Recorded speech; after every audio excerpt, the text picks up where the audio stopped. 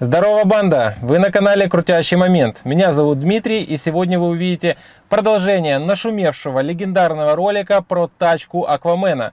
А конкретно про BMW 340, которую мы купили утопленную, разбитую в Штатах на Копарте. Пригнали ее к нам, отремонтировали, буквально возродили тачку из пепла, ну и отправились на гонки. Ну и наконец пришло время для второй серии. В ней вы узнаете про то, сколько же денег нам обошелся ремонт BMW 340, сколько она нам стала под ключ. И, конечно, мы вам расскажем печальную новость. Для вас она, наверное, веселая. Мы попали на серьезные бабки, на громадные бабки. В BMW 340 фактически лег мотор. Это мы узнали перед самой продажей и пристроились. Ну что ж, про грустное в конце ролика, но сейчас мы переходим к зарубе. Друзья, всем привет! Я на шестом, сегодня будут гонки. Я приехал на своей BMW 340, машина пока что в стоке.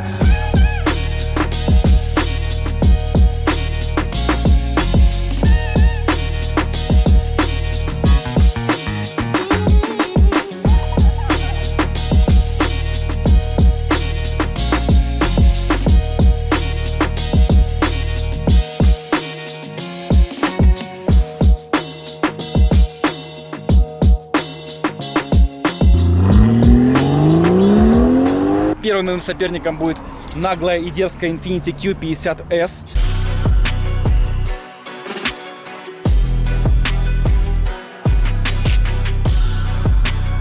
Так, готовлюсь к зарубе с Infiniti. Машина 2017 года. Это Q50S. Привод полный. Хозяин говорит, что в ней 400 сил. Машина в стоке. В принципе, моя бэха пока что тоже в стоке. Сил в бэхе меньше.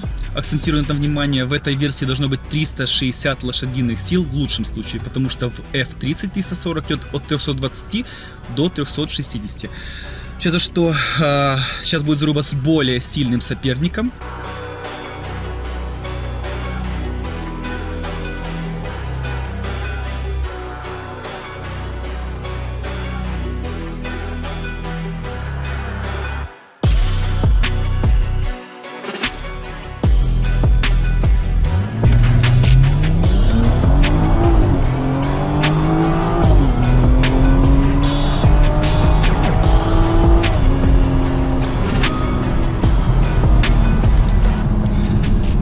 Ребята, бэха быстрее в разы, сами видели.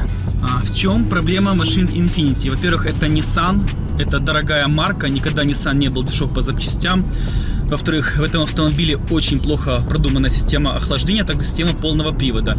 Буквально 5-6 стартов, машина перегревается, коробка падает у них в аварию. Я не знаю, как можно было это сделать. Если тачка в стоке, вы должны выехать на таком автомобиле, рубануть раз 15-20, должно быть все отлично. Как может быть такое, что вы сделали 5-6 стартов, машина перегрелась и больше никуда не едет? Я считаю, что это действительно провал. Люди хотят какую-то японскую быструю машину купить, но, к сожалению, у нас на рынке, кроме Infiniti, взять-то и нечего. Ну, из японцев, я имею в виду, что в каком-то таком недорогом сегменте. Мы не берем в учет какие-то GTR, не GTR. Второй раунд. Едем опять-таки с места. Думаю, что интересно будет проехаться ходарем. Я думаю, что ходарем Финик проедет себя лучше, чем с места, потому что все знают, что Финики, к сожалению, очень тупая коробка.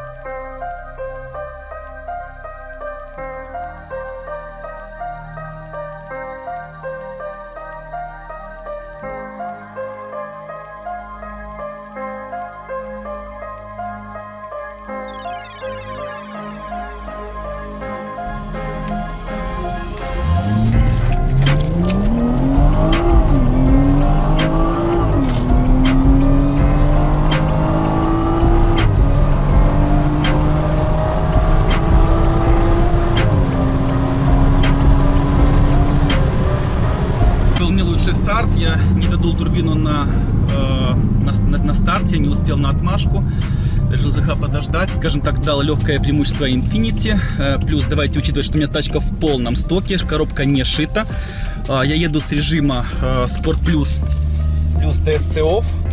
Вот у меня DSC горит. Таким образом, даже в этом случае на нешитой коробке у меня очень вялый старт, так как заводские настройки коробки передач устроены так, что гасится момент на первой передаче и третьей передаче. Поэтому я даю легкий преднатяг, потом тачка нормально едет. Если зашить коробку, то будет совершенно другой результат. Сейчас прокачусь с фиником еще раз ходарем и поставим точки.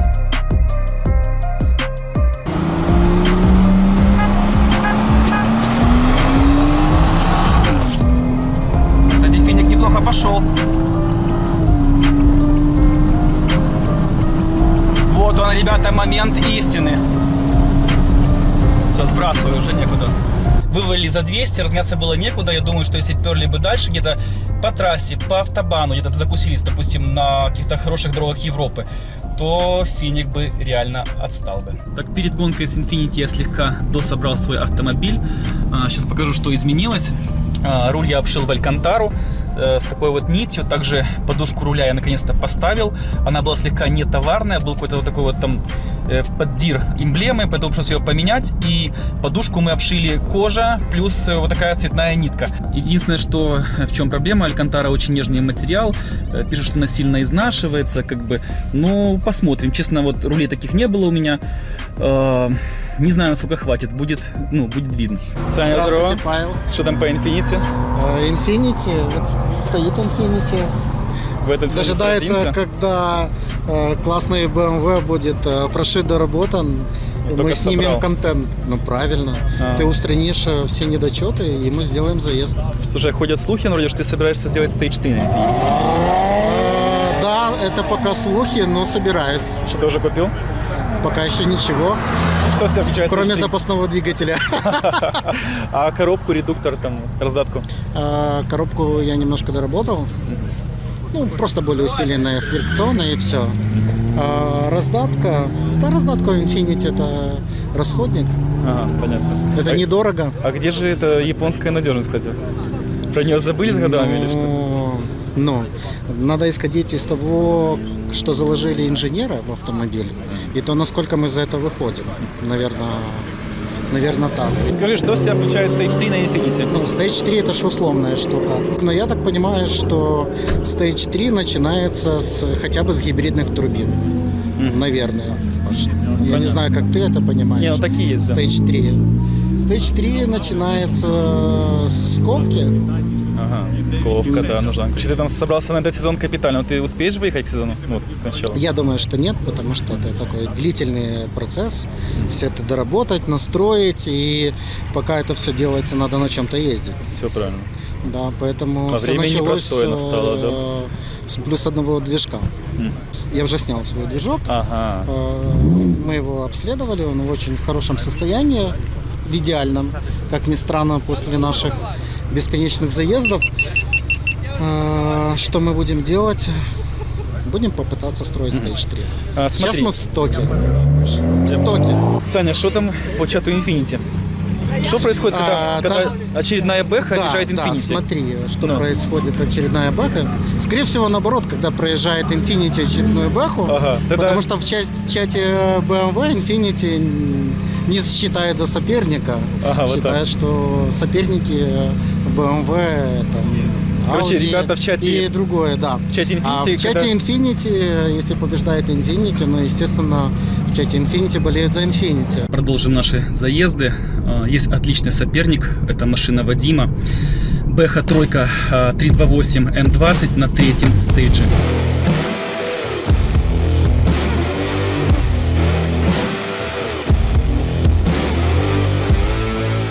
Из доработок у него метанол, убран катализатор, доработан впуск, турбина гибрид, в машинке примерно там 340-360 лошадиных сил.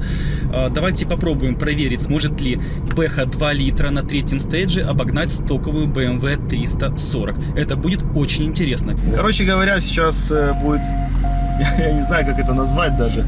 Павел Позор Юрьевич, для 340 BMW от N26, чувак. Тот самый любимый, N20, N26, ребят. самый любимый мотор Да. всех BMW-истов, да? 328 Stage 3. Но я тебе скажу честно, вот, я не боюсь проигрывать, честно. Вот когда я очень часто проигрывал на нашем канале, этот мистер Голд всегда выставлял мои поражения. Даже когда там передачи не попадал, в принципе, это не особо важно. Гонка есть гонка. Вот и все. Я тоже считаю, что главное участие, а не победа. Почувствовать этот кайф, атмосферу. И всегда можно вернуться с реваншем, на самом деле, ребята.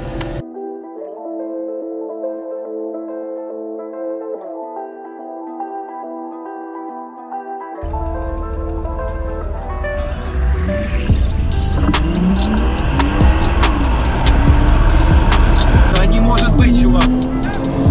Может, я тебе говорил, все возможно. Он очень держится рядом, Прям, просто да. рядом. Но мы отрываемся, все. Все, значит, бросил. Я не верю, я был. Сколько? Ну, 200 плюс мы ехали. Давайте озвучим цифры в этом заезде. У нас в машине было двое. Значит, 1/4 мили 13.06, 0,105,05. Условимся то, что у нас двое в машине. Это довольно-таки неплохо. Давайте еще раз заедем с Вадимом. Ну, вот скажем так, для ясности и полноты картины.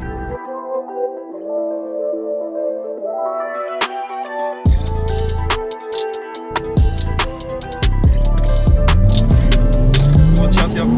Тупанул чуть-чуть, как будто не разбились. Все, они не поехали. Не знаю, что произошло, я по факту не успел раздуться. Преимущество Вадима было хорошее. Да, Что не технически. сложилось? Пусть, может, я в мануале приехал и так и остался, блядь. Я думал, что ВС, понял? Да, я понял. Ну давай еще финалочку.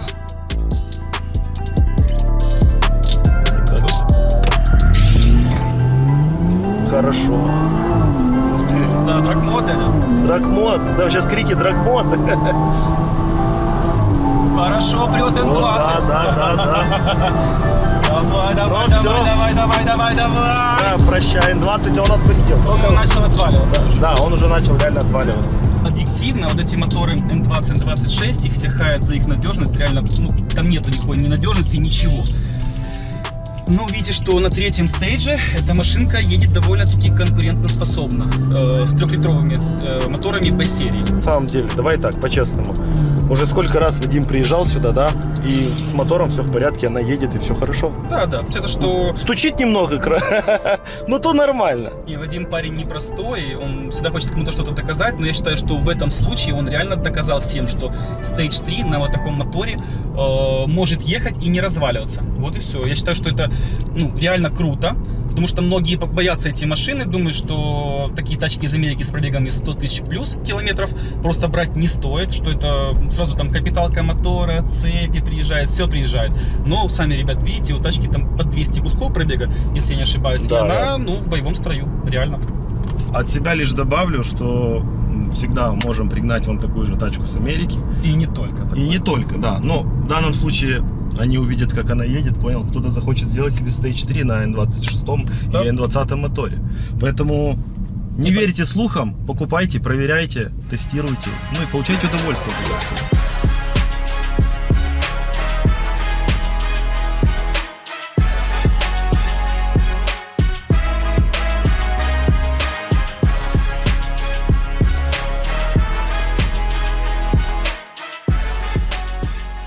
Перейдем к следующему сопернику. Это будет Merz C43 AMG. Очень яркая тачка. 3 литра турбо, полный привод. Доработки тут уровня Stage 2. Честно, не знаю, сколько это лошадиных сил, но по заводу в этой машине, если я не ошибаюсь, 380 либо 390 сил.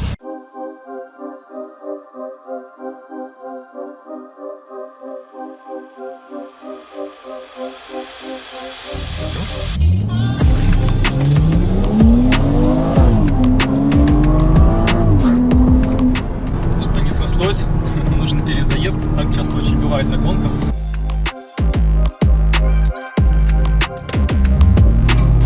Так, сейчас ждать старта.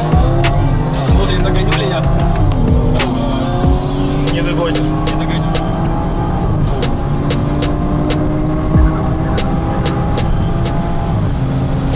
Но я тебе скажу, Хадарь у него сильнее. Ну, конечно, Stage 2. Это учитывая, что в таком Мерсе на Stage 2 должно быть по 500 коней. Напишите в свою очередь, что круче выглядит, что брутальнее, BMW 340 или Merz C43 AMG. Вот очень интересно ваше мнение, а пока вы пишете, мы делаем третий раунд.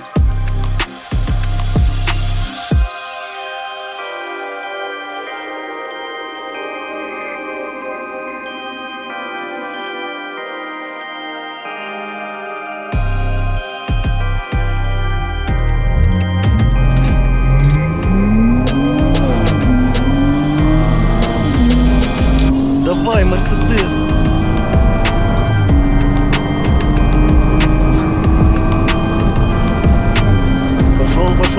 Пошел, Мерс.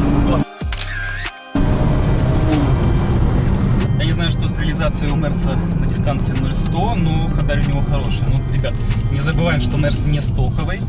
Доработки уровня Stage 2, в нем под 500 кобыл. К сожалению, скажу, что по свежим автомобилям реально на свои силы едет BMW, Audi и Volkswagen. Почему-то Mercedes, чтобы поехал, надо, чтобы, наверное, было там 700-800 сил. Я не знаю, сколько сил. Либо, кто знает, может, у кого-то есть такие хорошие Мерсы, которые реально прут. Привозите к нам на 6-й, сделаем, ну, крутую зарубку. Не знаю ничего, отлично валит Мерс. Не, он хорошо валит, но ты видишь, что вот нет у него хорошего 0-100 почему-то. Ну и Даша вообще молодец. Нет, Даша красава. Ну что ж, зарубы были злые, BMW 340, конечно же, пушка. И сейчас мы переходим к самому интересному, к нашему Пападосу. Начнем с самого начала. В тот момент, когда мы выбирали тачку в Штатах, мы думали взять что-то интересное и в то же время специально максимально разбитое. Во-первых, чтобы сделать интересный контент. Во-вторых, порекламировать наши услуги. Напоминаю, мы занимаемся пригоном тачек из США. Кому надо, пишите. И поэтому была выбрана именно такая машина. Максимально уваленная и в то же время мощная. Хотели проверить, что же из этого получится. И, конечно, да, мы понимали, что риск будет огромным, потому что машина по крыше в воде. Это означает, что вода попала буквально во все узлы и агрегаты, и, естественно, она находится в моторе. А когда вода находится в моторе, то это не сулит ничем хорошим. В общем, мы решили рискнуть. Машина под ключ нам стала в 21 830 долларов. Это буквально бесплатно, потому что такие машины стоят на рынке сейчас, ну, более 27 тысяч долларов в такой комплектации. Получилось сделать такую цену только лишь потому, что машина попала в окно, когда растаможка была бесплатной. Да, был такой период, ну, у нас на Украине, когда растаможка была бесплатной. Вот. Но несмотря на это, тачка получилась дорого, потому что если бы мы заплатили растаможку, то она фактически была бы где-то вот в районе 27. Но у нас, слава богу, получился зазор. Фактически при цене 22 тысячи долларов мы прикидывали, что если все пойдет по плану, мы ее продадим минимум за 27 и 5000 баксов мы положим в карман. Хороший гешефт. Но, как всегда, все идет не по плану. В процессе эксплуатации выяснилось, что у машины большой расход масла. Большой или нет, судить вам. 1,5 литра на 100 километров. На мой взгляд, это много. Хотя машина при этом валит, не ломается, все с ней в порядке. Мы решили изучить, в чем же проблема, почему машина жрет масло. В общем, поехали на СТО, засунули камеру в цилиндры и, естественно, нас ждал сюрприз. Задиры в цилиндрах. Это звучит дорого, ребятки. В общем, мы приценились по ремонтам. Существует два варианта. Замена блока целиком или же, ну, гильзовка, собственно, ремонт. Короче, приготовьтесь. Пападос в 5 или 6 тысяч баксов. Это громадная сумма. Буквально 20% от стоимости тачки. Да, серьезный Пападос, но мы же знали, на что шли, поэтому ничего страшного. Так как машина все-таки предназначалась изначально для перепродажи, то стал вопрос ее продать. А как продать с такой поломкой? Естественно, мы ничего скрывать не станем от покупателей. То есть это неправильно, и прежде всего, это легко проверить, потому что когда покупают машину с таким потенциалом, как правило, смотрят тачку хорошо. Вот, поэтому мы сразу решили или ремонтировать, или же второй вариант продавать как есть. Чтобы продавать как есть, надо хорошо уступить. В общем, решили мы не жадничать, хорошо уступить. Слава богу, на эти машины есть спрос, потому что машины популярные, они действительно хорошо поддаются тюнингу. И без труда нашли человека. В общем, забрали у нас эту тачку за 21 300. Напоминаю, стала она нам 21 800, и того мы попали на 500 баксов. То есть машину мы привезли, отремонтировали, потратили кучу времени и в итоге пристроились на 500 баксов. Ну так бывает, ничего страшного, человек доволен, откапиталит машину. В такой комплектации это очень хорошая цена. Если бы я себе искал такую тачку, то для меня это было бы супер. Но мы очень счастливы, что нам повезло, потому что был этап, когда бесплатная растаможка, как я уже ранее говорил, и мы все-таки попали на 500 долларов, а могли попасть на 5-6 тысяч баксов. Вот такие вот дела, это инвестиции, здесь не всегда бывает выгодно. Обычно мы гоняем тачки из Штатов в плюс, зарабатываем на этом порядка 10-15%. Бывает, кстати, и больше. Но бывают и такие вот влеты, поэтому будьте осторожны. Какие выводы? Топляки брать можно, но только когда они очень чуть-чуть притоплены. По потолок машины брать не стоит. Я бы брал, если только ковры там примочены слегка, и вот это вот как бы считается вода, и опять же она не соленая. Короче, спорная эта тема топляки. Вот, мы получили свой опыт, вам его показали. На этом, в принципе, все. Кому понравился ролик, ставьте лайк. Кому пригнать тачку, пишите нам. Ну что ж, всем добра. С вами был канал Крутящий Момент. Дмитрий, Павел, Боря, Покедова.